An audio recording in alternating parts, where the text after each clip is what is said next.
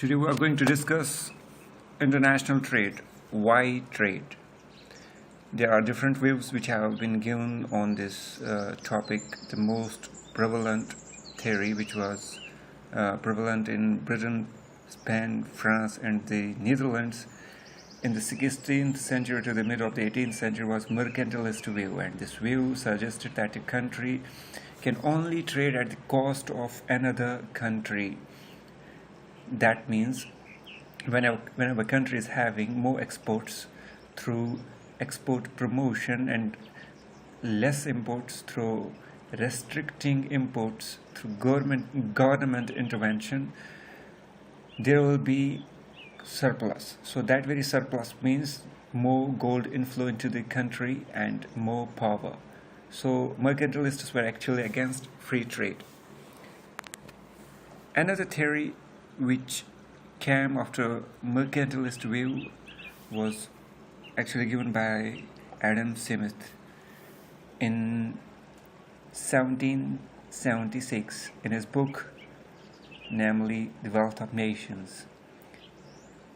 Actually, this theory advocated free trade, and when we say free trade, we mean that there are no restrictions on imports and no restrictions on exports in terms of qualitative or quantitative. So qualitative or quantitative restrictions will not be there in terms of tariffs and taxes and quotas. So so in this view, export or goods will be exported or produced in a country in which it has absolute advantage. Absolute advantage, we mean it is more efficient in that very line of production in another nation. So goods will be imported or not produced domestically in that very line of production in which they have no absolute advantage or absolute disadvantage. So the table suggested that UK and US is having their respective efficiency in their line of production.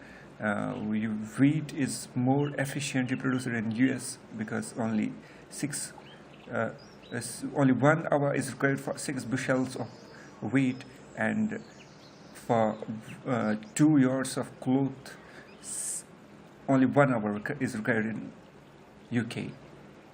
So another theory which came up after that was given by David Ricardo, which is known as comparative advantage. This theory was given exactly after 40 years.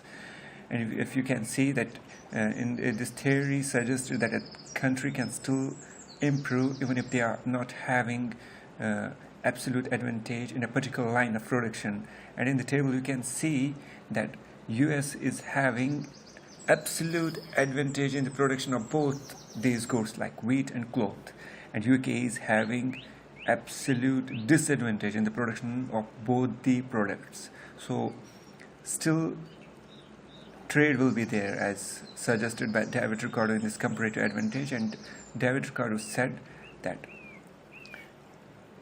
US, for example, will produce that very good in which it has less absolute disadvantage. And remember one thing, internally only one good will be produced, like US can produce only wheat or cloth in order to be efficient. So absolute disadvantage is less in the production of wheat in US, and absolute disadvantage is less in the production of cloth in UK. So they will exchange both these goods, like US will export wheat to UK and UK will export cloth to US. So what will be the opportunity cost, or what will be the terms of trade? This concept can be understood in my comment section, and you can ask me any question related to this. Thank you very much. See you in my next class.